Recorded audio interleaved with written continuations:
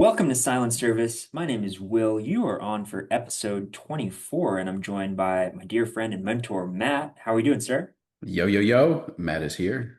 Matt is here. You having a nice day so far? So far, so good. Yes, it's Thursday, beautiful in Sarasota, Florida, except that it's just so hot.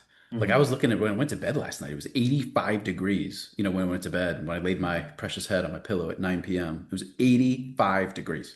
Yeah, yeah. So Well, I'm hopefully there's some kind hot. of cooling agent in that memory foam you got there, I'm assuming. There is, there is, but the That's cooling good. agent that I would prefer is rain, and Yeah. like we need some rain to cool it down a little bit. Yeah, usually around this time in Florida, for the listener, it downpours by 4 p.m. and then we're, hanging out in the rain for a good 2 hours and then we end up get a rainbow or something. So we But need it's more not of that. happening. Like it's just not happening right now. So Yeah. Yeah, shout out to all those gardeners out there. Hopefully they're doing okay. that's Their right. crops and all. Shout out to all those in the Northeast, who aren't dealing with the humidity, the high heat like we are. Yeah. No, it's weird. I'll keep this brief because we got to hop into our MEPS, of course. But I was thinking, like the last couple of weeks have been so hot, and it's like in Florida we have endless summer, as the license plates say, and typically in the Northeast, they look forward to summer all year long. Yet we're so excited for when summer ends to a certain extent. Oh yeah, It, yeah. Like I'm actively like anticipating anxiously when clocks fall back yeah, because as an early riser, like I like the sun to be up earlier in the morning, I like the sun to be down, earlier in the afternoon. It's like I'm the opposite of the rest of the world where everyone's like, let's eliminate, the different time, and all that fun stuff. right. But you're right. Like my wife and I were just talking about it yesterday, how like we're looking forward already to like the November, December, when it gets a little bit cooler, a little bit more cozy, comfortable clothes and that type of thing. So yeah, Right. we the Florida babies, we definitely miss the seasonality that all you Northerners get. So it's not all sunshine and rainbows down here. We do have our own set of problems and hurricane season to look forward to that's right on the horizon. So knock on some wood. Hopefully this year we're unscathed. I think we deserve a year of no hurricanes, but we'll see. I think so too, especially as you and I are from the Northeast and still somewhat getting used to these hurricanes. It's been That's a it. Yeah, decade, but yeah, you that's know what it. I mean. Well, I So am going to be rude and I'm not going to ask you how your day is going. Instead, I am going to ask you about your MEPS. Those tend to be a little bit more important to me than how the day is going per se. So, MEPS, mentally, how you doing? mentally, I'm feeling prepared. Truth be told, I'm feeling ready to go, ready to chat with you, excited as always. Because you did your homework assignment and you brought a business to the table for us to discuss. I most certainly did. If you, Let's go. listener, were able to listen to that last episode, we talked about, what this episode would be, and it is essentially how to buy a business with $0 to your name. So we'll be jumping into that once we wrap up MEPS. But emotionally, I'm feeling happy, truly, just happy, thrilled. Physically, I'm feeling healthy. Um, Trying to eat clean food, feeling good as a result. Spiritually, I'm feeling patient. I'm not Hmm, in the driver's seat. We talked about that yesterday. I'm backseat driver, love it. trusting in the Lord, and that's all I really can do. So Like I apologize for asking you to see if you can pull out and do a little bit of research here on the fly, but would you be capable of finding that Jesus calling passage, the passage, if I can speak today, that you and I were talking about yesterday? Because, like, although it's not necessarily like on theme for what we're talking about, there are just so many people who are walking through life with just such tremendous urgency to where they're completely ignoring the present. They're not living today. Their mind is always out into the future. Just rush, rush, rush.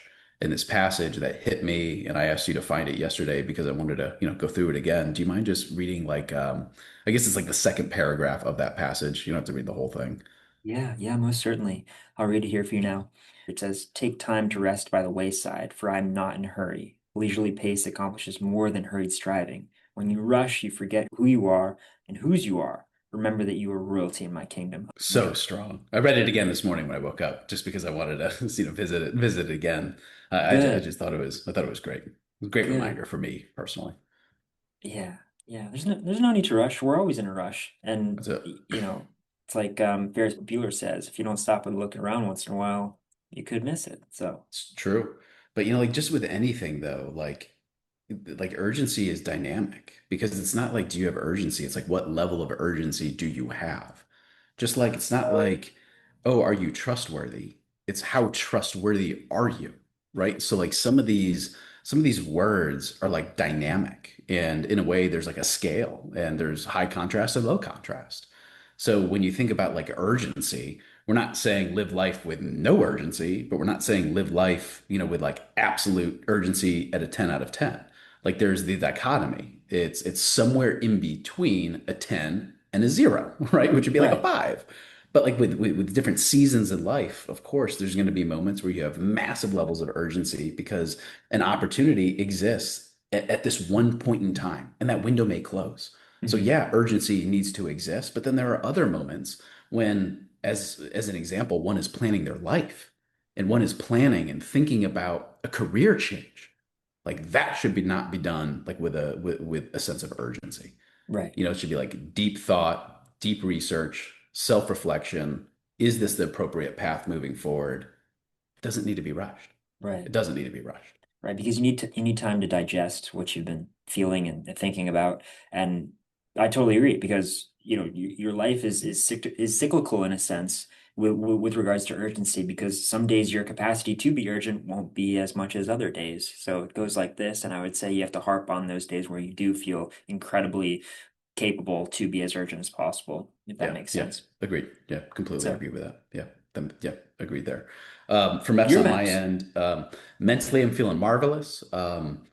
Emotionally, I'm excited. I'm based upon like the different things that we're bouncing into, the different deep dives that have been going down have gotten me excited. Physically, I'm still feeling a little bit tired with the new routine, the new sleep schedule. Just a little bit for me to get adjusted to. Today's day 4, so just slowly acclimating. Spiritually, I am feeling quite satiated. So those are my Satiated. words today. Marvelous, excited, tired, and satiated. That's good. That's good. I love it. One of I the love it. days I'm going to get MEPS in order. So I missed the P on this one. So if you notice, I had METS. I was close. Mets. That's One day I'll get MEPS. We'll see. You're all good. No worries. I will say though, before we hop in, that the people that reach out about silent service, the first thing in mind is, which is ironic, 'cause it's the first thing we talk about every time, but they love maps. I know some people that have started to do it with their significant other, as you do with your wife, and I am so happy that we've been able to inspire people to do this on their own because I truly think it's so valuable. And I remember the first time you brought it to my attention and I did it with a friend of mine. I just love that so much. So Yeah, um and maybe like one like practical, like step here to be thinking about like when should I use something like this? When I've had like individual like interactions, like with spouse, like for example, whenever I have like a certain expectation where reality doesn't meet that expectation, that's when I recognize, wait a minute, I have to check in because something is like there must be like an unconfounding variable somewhere, right? That I'm just not aware of. right, Like I come home like in a really happy, positive mood and I want to talk about something, with great excitement, and I'm not met with that level of excitement back. And again, that's where like expectation doesn't necessarily meet reality. So I have to meet that with curiosity. right, I can't, just take the position of like, what's wrong with this person? Nothing's wrong with that person. Absolutely nothing. And that's many times the position that we just initially take instead of, like, what is it perhaps that they have been, through today, or what are they dealing with that has their mind, in a different place that's right, making it to where they're unable to be present. Maybe they do have a window of opportunity and they're moving with absolute urgency, and here I'm just this like time suck, and I'm taking precious time away, right? Like there's all these different reasons. So like my little litmus test, my little check-in is like this little red flag goes off when it's like I had the expectation of XYZ and it was not met. hmm, Again, therefore it moves to like curiosity, not like anger, not like being upset because I didn't get my way and become a victim and a little baby. No, it's like meet it with curiosity and just step back. And that's where I'm able to take a step back and say, hey, like let's just check in. And what is a check-in? Check-in is maps. Again, right, it's how you're doing mentally, emotionally, physically, spiritually. Like these are the 4 legs of the stool, if you will. It's like, let's check in on all of yeah, yeah, no, 100%. And I think that's a really fantastic mindset to have as your kids approach this new school year, right? It's like Ted Lasso says in that TV show, be curious, not judgmental, right? You could walk in with this super bubbly, joyful expression on your face, and then, your little child could be upset because somebody, God forbid, picked on him at school. And then you'd have to sit down and take a step back, check in, as you said, and I'm just happy that you feel that way going into the school year for your kids' sake. So. Yeah, yeah, yeah, for sure. But on the business side of things, I, like you said, was able to do a little bit of homework and do some research to understand the comment that you made in our last episode, in that you can purchase a business with $0 to your name.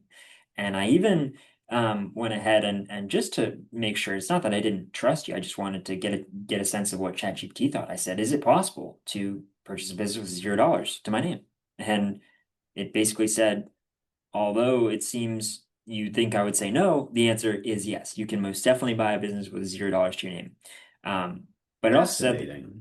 I'm curious to know what it said you need to do to make that happen. But I didn't mean to interrupt you, so keep going. Keep going first. no, no, you're totally good. It basically shared a few things that we'll be talking about today. And it essentially said to remind yourself that just because you're not resourced doesn't mean you're not ready, right? So you don't have to wait until a certain number is in your bank account to go ahead and get started and be labeled as a business owner. So you don't necessarily need capital. You may very well need some connections, and some ambition for sure.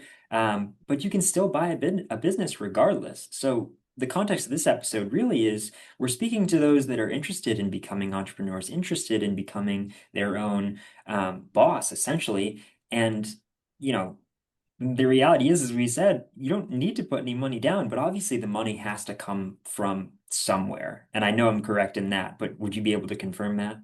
Yeah, I mean, it is possible. I've done it. I know of a tremendous amount of other individuals who have also done it.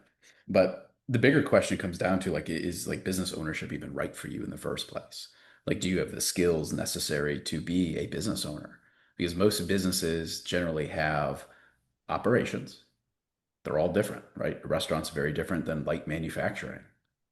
Right, Very different than, HVAC's very different than electrical or plumbing or, like a waste management business, right? Like operations of a business are all different, but you do hmm have operations. You then have administration. All businesses have administration. This is right. bookkeeping, this is HR, taxation, this is HR, right? Like that is just one aspect of it. And then all businesses have sales and marketing in some capacity. So like those are the primary functions of a business. You have operations, you have administration, and you have sales and marketing. So like you need to have the skills. You need to understand each of these silos and then the silos specific to that business and industry that you're in.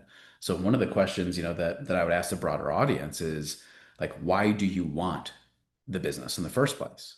If outside it's of being your own boss, I would say. yeah, I mean, like, usually, like, when I guess, like, if we brainstorm, we think about, like, why someone would want to own their business. One is to be the man, right? I don't want to answer to anyone. I want to be my own boss. So, like, that's one. So, and that may be wrapped up in ego, right? I just want to tell people this is my thing. Like, there's various reasons behind that. So, we don't necessarily have to peel that onion layer back, but there's more there. Another one would be I want money. I want more money, Right. right? I want no limitation on my income. Another one could be that let me think about these different ones. So what else do we got? So I want more money. I want freedom. Not freedom. I want to be the man. So I want to like I don't want to answer to anyone else. So I guess three would be freedom. So like right, I develop a business. I put people in place. I now get freedom of time. Impact could be another one, right? Like I see this problem in the world that's not being solved, and I want to bring that solution.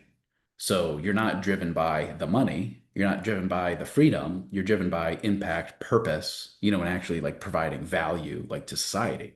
Right. It And could be a fulfillment combination of all these. Fulfillment, to right? There we go. doing exactly what you want to do as opposed to what somebody else is telling you to do. Right. Yeah, completely. So what else? What else we got that you don't think I have covered? Freedom, money, I want to be the man, purpose, Freedom, fulfillment. What else? money, you want to work with people that you like, right? Part of being a business owner is hiring people you'd like being around. And if you're not a business owner, you're working in operations or you're the head of HR, you Okay. have zero Yeah. say in that. So Okay. that's Okay. something. Okay. So like Control. sorry. Okay, no, yeah, please. Controlling your own destiny. Yeah, Oftentimes, if there you go. you're, somewhat low on the totem pole, if you will, or the hierarchy, and you want more out of the business, you believe there are opportunities that currently aren't being utilized. As a business owner, you can say, hey, X, Y, and Z salesperson, you should be doing this, that, and the other thing to focus on. Sure. Whereas the owner could say, no, that's a load of blank, like don't do that. You know Right, what I mean? right. Yeah, you also have like job security, right? When you work for someone else, you have the ability to be terminated. When you're your own boss, like that's not necessarily the case, Right. right? So like there's all these different reasons, but one would need to understand specifically the reason in which why they're going down that specific pathway. Hmm. And if the reason and the only reason is money, like I would caution to take like a second look at this to see if that's even the appropriate pathway. Because first and foremost, like most in the world, have not experienced like a very high level of income. And how we define that, I don't know. I'll say 500,000. So like the majority of the world, has not tasted a $500,000, level of net income. However, as a W-2 employee in the United States, I'm not going to say that it would be easy, but it would be simple to obtain a vehicle that provides $500,000 in annual compensation. So if, the audience and who it is that we're speaking to right now, is an individual who's making something like 40 grand, 45 grand or something like that, and they've never tasted any more, income than that, they can't even comprehend what $500,000 like is actually like from an income perspective. And in the grand scheme of things, it's really not that much. Like when you really think about like the world and how how little amount of money that like that truly is. Right. So it How just comes one back around. industry Yeah, maintains billions of dollars in annual revenue. Yeah, right. understood. Yeah. There are businesses that make $500,000 an hour. It's like it's just hard to comprehend, like truly like how much wealth there is in the world. Like it's really, really difficult to be able to comprehend. Right. Nonetheless, why is someone looking at going into or having their own business? Like, what is the reason? And again, Right. if it's financial, I want financial, I would highly caution against going down the route of business ownership without having prior first increased income, like dramatically to even see whether or not you'd be satiated or complacent at say 250,000. Hmm. Going Hmm. from 50 to 250, a 5x up, you're talking about almost, like a 4 to 5 times increase in lifestyle. Right. Right. Because if you're a business owner, hypothetically, and you become complacent after hitting your 250,000 metric, everyone below you is going to become complacent. Yeah, and it's not fair and right for your employees to not be growing the business, providing continual raises, providing upward mobility, career movement for each and every one of your team members. So if the business isn't green and growing, it will end up becoming brown and decaying. Like there is no in between. Right. Right. And as I thought about this, Matt, I was thinking, is this some kind of trick? And then of course I realized that you said it's not, ChatGPT said it's not, but what it really is, after some deep thought about it, is it's a tool. And it sounds a little bit cliche, but just like any tool, it has to be used wisely. And this is what we're talking about, the reason we're Yeah. bringing this up. And, it got me thinking about sellers of various companies that wish to move on. They wish to retire, for example. And, not all sellers are open to this, of selling to somebody with $0 to their name, but some are. Some that are, legacy minded, somebody who will be sure to carry on what they've created for the last, however long, 10 years or so. Mhm. An owner could be uh, maintaining low levels of energy, not interested in carrying on the business and its various operations. And, another Could be thing that plays, sick, old, tired, right? All these various reasons. right, could move out of the country, be moving out of the Hmm. country, as an example. And so something that I believe could seriously work in your favor is, the trust factor. Like if you meet somebody, an owner, as a potential buyer, and you click, there's real value there. If a seller genuinely likes you and believes in you and trusts you, there's definitely an opportunity to be had there. Without a question. Not even a question. But it's like, does this individual again have the skills to be able to operate this business? Right. So like when you think about who you are and what skills you have. Like, do you have skills in sales and marketing? Do you have operational know-how? Do you understand bookkeeping or finance?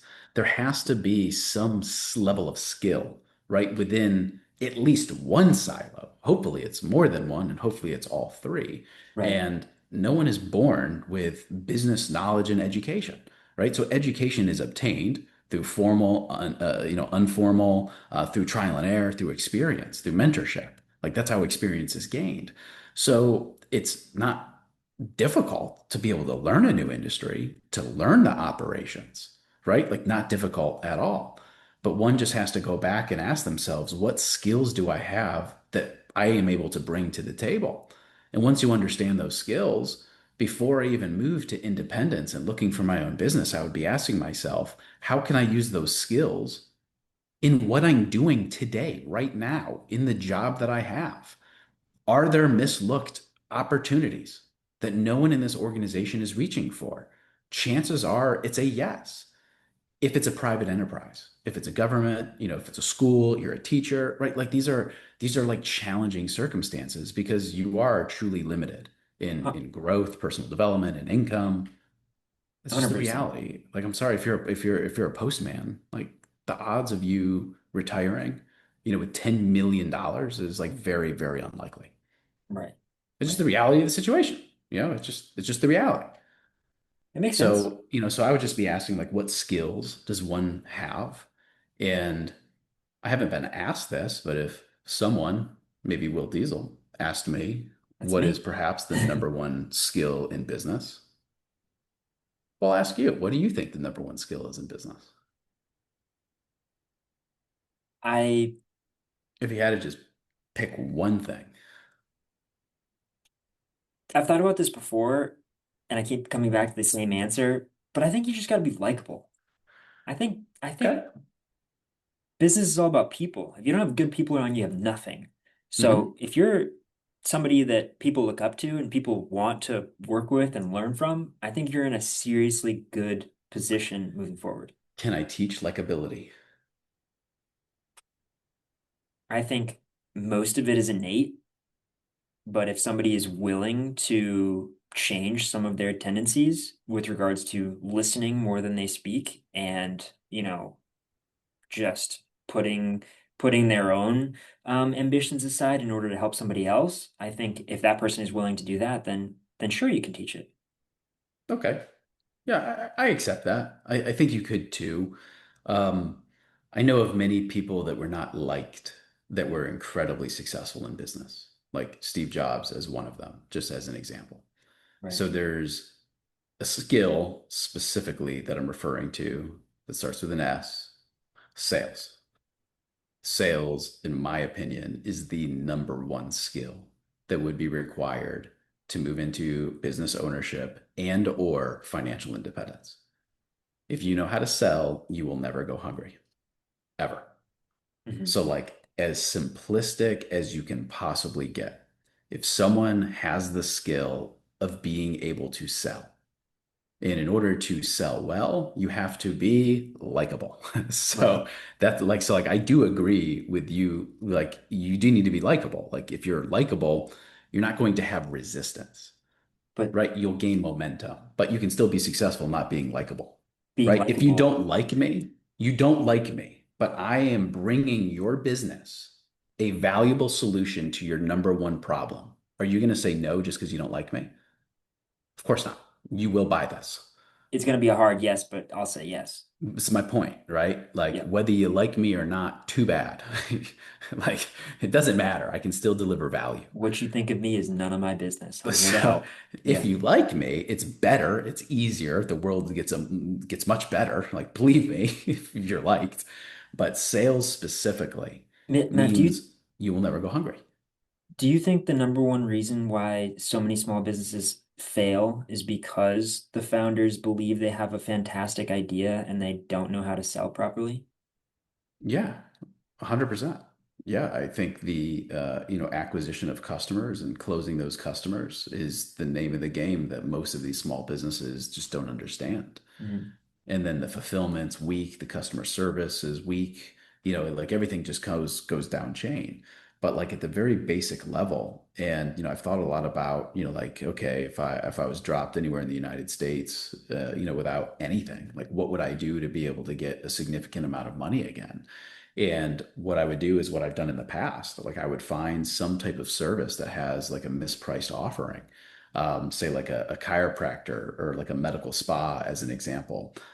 Make it up. Let's say I find a med spa that does Botox injections for, wealthy, older women. And they have a Uh, tanning salon side yeah, business. Yeah, in let's do that. whatever, in Naples, Florida. Okay, I'm Right. making it up, right? So Right. like I get dropped into Naples, I'd find a med spa that does Botox, injections for females. And let's just assume that they charge, and I don't know how any of this works, so I'm just making up based on terms that I've heard. So like maybe it's $100 a cc, whatever that means. I don't even know what that is. But maybe one injection is $100. And I communicate with the med spa. I'm like, okay, so you sell one session for $100. So you're okay if I sell like a package of 10 for 1,000? Like you guys are good with that? And they say yes. I'm like, great. Well, I would go out now because I know how to sell and I know how to sell value. I'd begin selling those at 2 or 3,000, and I would just pocket the difference.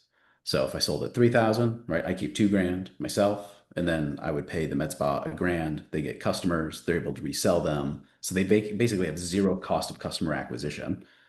They get paid exactly what they were getting paid before. They have no risk. If I don't bring them any customers, they're not lost of anything, no financial risk whatsoever. So I have the ability to bring new customers to them. And it's a financial arbitrage where I have a substantial take rate on the money that comes to me, right? Right. Because like what expenses do I really have associated if I sold it for 3 grand? Right. Like probably not much, like $500, if that. So I still make 1,500, on a $3,000 sale. It's crazy.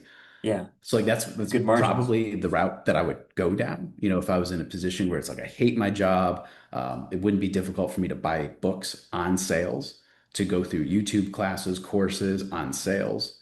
Everything that I've learned about sales, I've gained either through books, through seminars, all like self-taught, and it's available for anyone.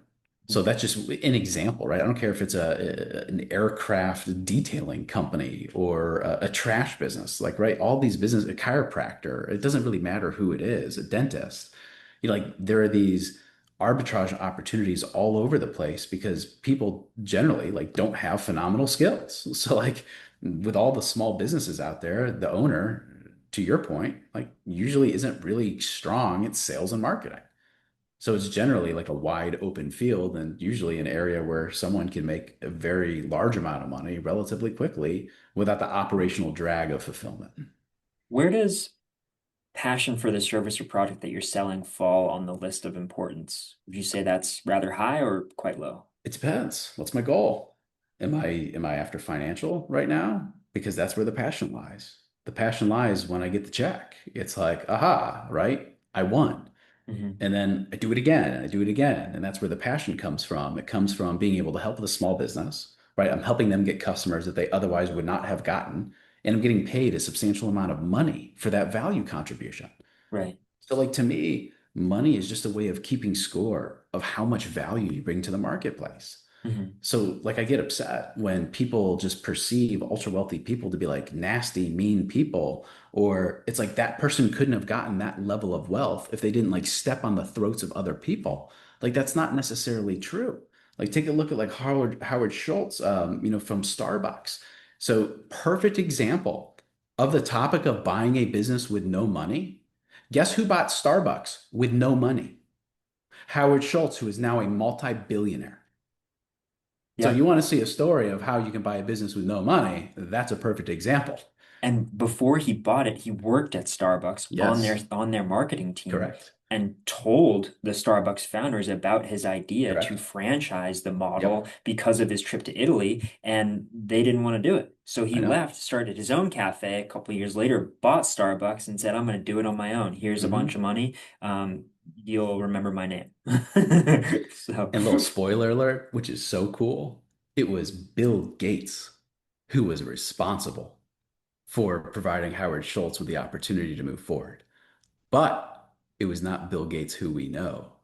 It was Bill Gates Sr., his dad. plot twist. Plot twist, Oh, but it's really cool. It's a really cool story. So like it's a cool story to dive into.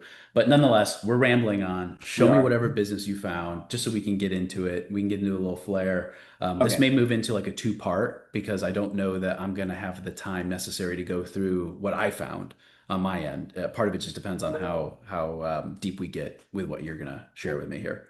Okay. Um, Not a problem. Not a problem. So, what I found for you, Matt, is in association to Mr. Tommy Mello because I'm fascinated by this guy. He owns, for the listener, he owns a company called A1 Garage Door Service, which he started and got moving in Phoenix, Arizona. He was able to start it with his college roommate, and then college roommate sold it to Tommy. So he was the sole owner of the business, and he just grew it and grew it, grew it, and today he is effectively the owner of a multi-billion-dollar company, or I believe it's $1.2 billion company. Doesn't matter. But so basically, I was taking a look at Axial First, which is a great platform to understand various business opportunities. It's just that it's very expensive businesses that are for sale. So instead, I looked at a platform called Biz Buy Sell because in the last episode we talked about looking for a business valued at about 175,000. And Matt, I hope you'll forgive me. I found a business here that's has an asking price of 185,000. So it is just like Tommy Mello. It is a garage door business in Fort Myers. And I find it interesting that the numbers here, you see the asking price. If you're watching on YouTube, you can see this, but if you're listening, that's totally fine on Spotify, whatever. Gross revenue, EBITDA, all of them are rather um, vague, right? They're not specific numbers, and I was like, why is that? Well, that's because they want to the seller wants you to reach out and make sure that you're a legitimate person before they get into the specifics of the business. But the reason it's interesting to me is because we have an asking price here of 185,000. We have a gross revenue of 600,000 and EBITDA of 200,000, which seems too good to be true. And Matt, would you agree with me there? Yeah, a 33% EBITDA margin is uncommon for one, a service-based business, two, especially uncommon for a garage door service-based business. But I'm jumping the gun. Something that's a little bit more alarming as a red flag is the established year of this business. I don't know if you Right, caught that or not. right. I, The business has only been in existence for 2 years. right, right. And it seems they've done pretty well for just 2 years in business. Would you say 600 that's, grand is nothing to scoff at, like by any means. It's not. It is a very, very small business. yeah, they just have four employees. That's it. And, you know, again, Fort Myers, they have over 100 5-star reviews and apparently loyal customers, which is cool. Um, the inventory is $5,000 currently included in the asking price, and owners are willing to stay on for 2 weeks to train. And the reason they're selling, which I was particularly interested in, is because they are moving out of the country. And so I would be a little bit more nervous if they were just looking to get into something else. But the fact that they're moving out of the country, or if they wanted to retire, is more attractive to me. So I look at this business and I say, huh, seems like an appealing opportunity. Might just reach out. So, So you don't have money, right? I don't have money. right. This guy's asking for $185,000. So like how the heck do you make that happen? Assuming this was the right deal, you like this, you wanted it, how would you do it? I would first reach out, try to get to know the owners, set up a little coffee date with the owners. Uh, but before I do that, I would go ahead and try to understand a little bit of a SWOT analysis, 33%, as you said, EBITDA margin, and I would go through some of these and understand that, okay, it's just 2 years in business. What are the opportunities? Could expand to other areas of business, HVAC, windows potentially, participate in more commercial, contracts. Um, maintain some memberships or go out and acquire some memberships with customers for recurring service plans. And then I would want to know from these the sellers during the coffee date, is there a potential owner dependency? Have you been running this based on, goodwill? Do you have incredible contacts in the Fort Myers area? Like, what's going on? Would you say that that's a fairly good thought process? Yeah, there's nothing in there that like I don't like. The business itself, I don't like. That's because I know a lot about garage door businesses. I know a lot about service businesses specifically. This business specifically would be acquiring a job, not acquiring a business. So like Mm, there's a fundamental difference between the two, and it's a very common trap that many people end up falling into because they don't have financial resources. They're not sitting on, several $100,000 or several $1 million in liquidity. So they think to themselves, I have to find a small business. And most small businesses are not businesses, they are jobs. Like, this is kind of a crazy stat when you hear this, but 9% of all businesses that exist in the entire world, only 9% make more than $1 million a year. It's crazy when you think about like how many millions of businesses there are. Like it's crazy to think about that. right. Most small businesses though are jobs. Like they're not actual businesses where you have people running them. It's, an owner who's frantically running around like his head's cut off, delegating some things, but being the glue and the heartbeat, of the entire thing. So this business specifically, like what would happen if this owner took a 4-week vacation? He'd probably be like, what business? Right.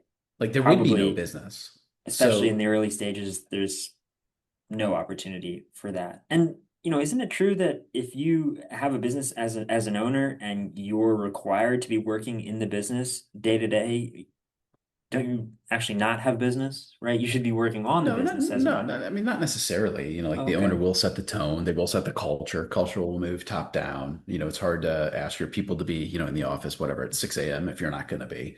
So leading by example, especially the smaller the business is, when you get larger and you have management layers, it becomes much easier and you have like escape velocity.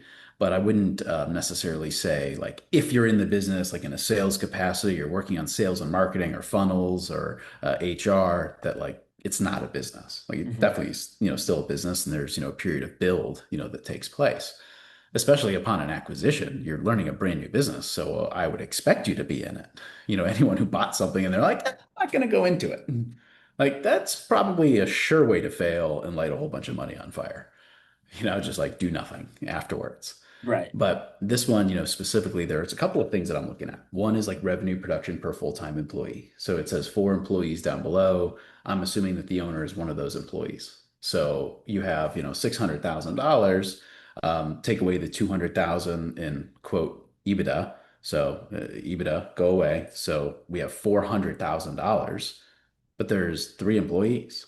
So like it is something that I do think about. Like I do think about the revenue production per full-time employee because again, with 600 divided by 4, it's 150,000 a person.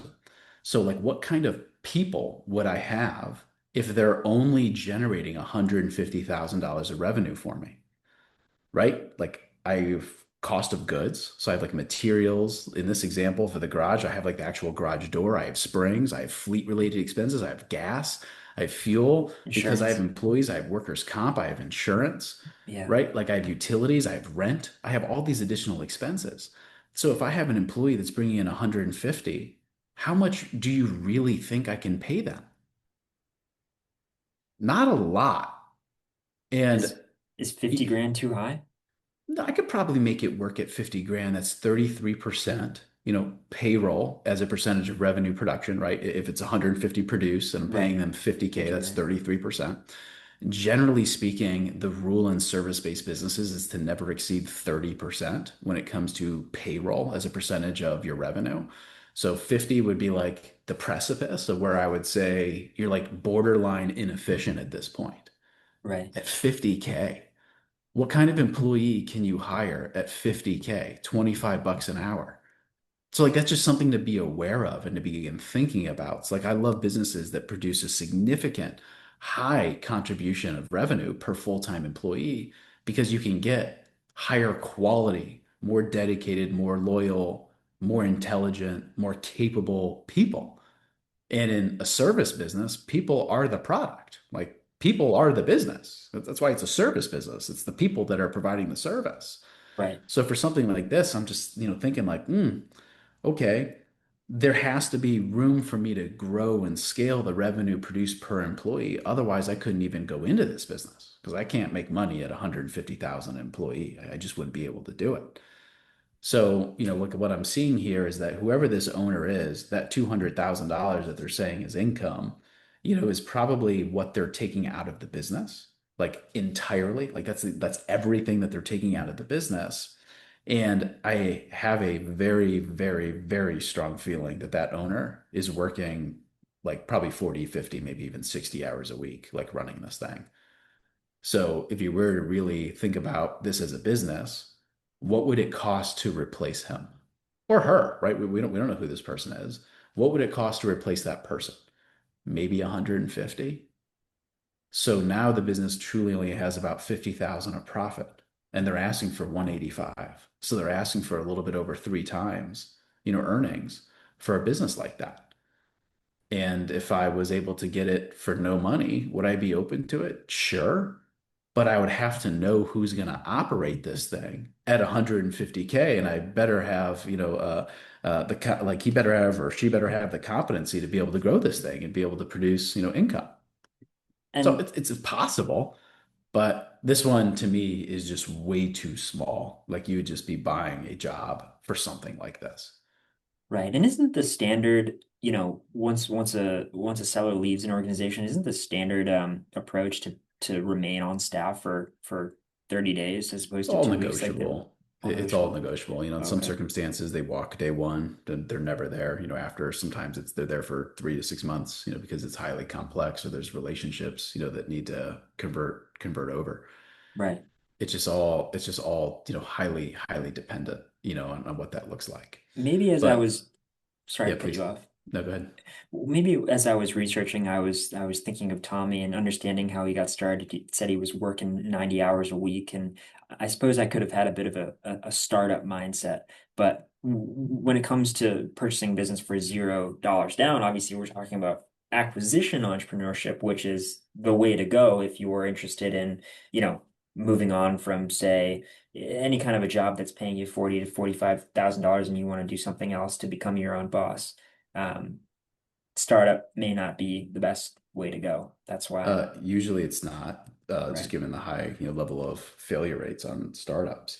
And that's one of the reasons why I didn't like the age of this business because like 2 years, like it's still pretty much like a startup to me, like in my eyes. Like that's not very long at all. Like it's not.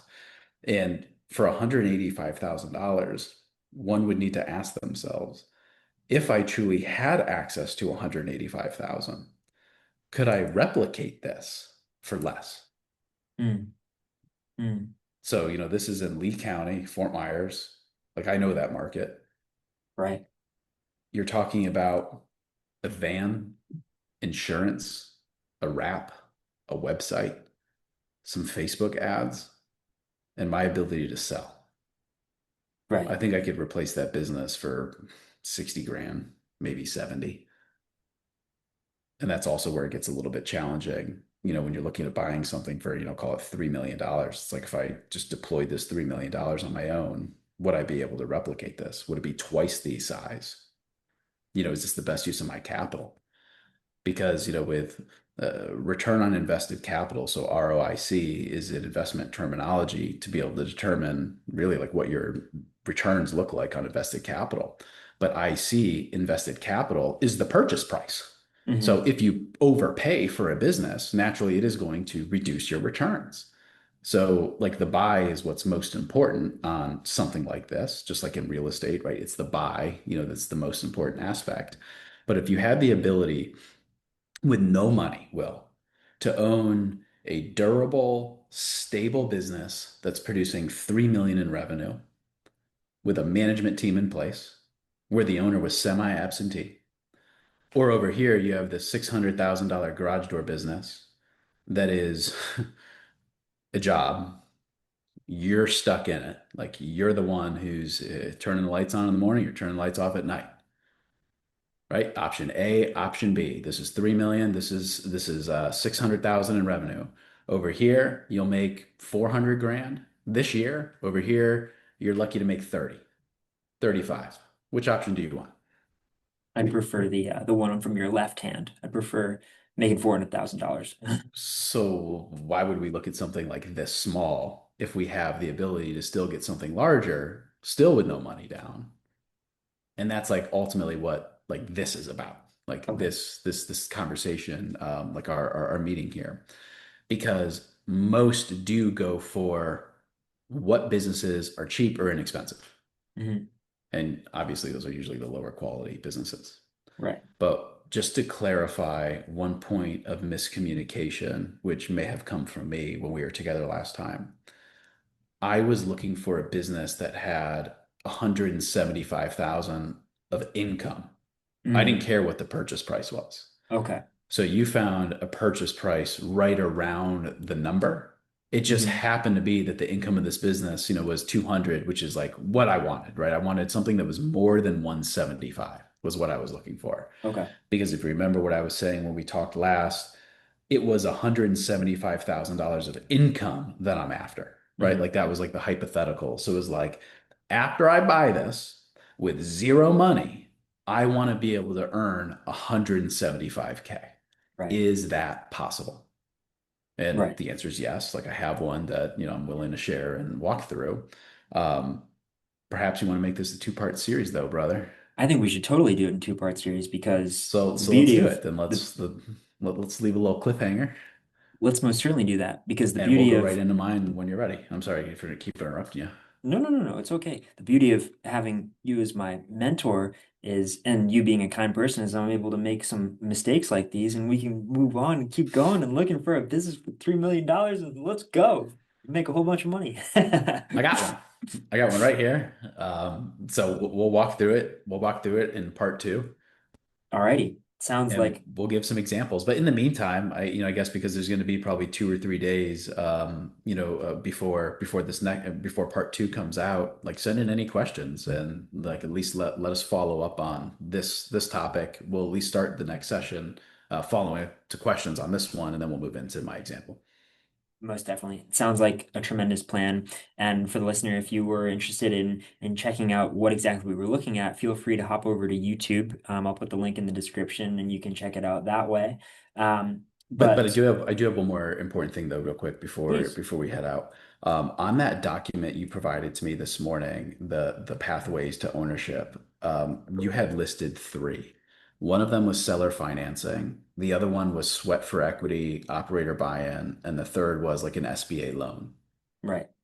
There's a fourth, Oh, let me and type it out. that fourth is coming on part two Alrighty.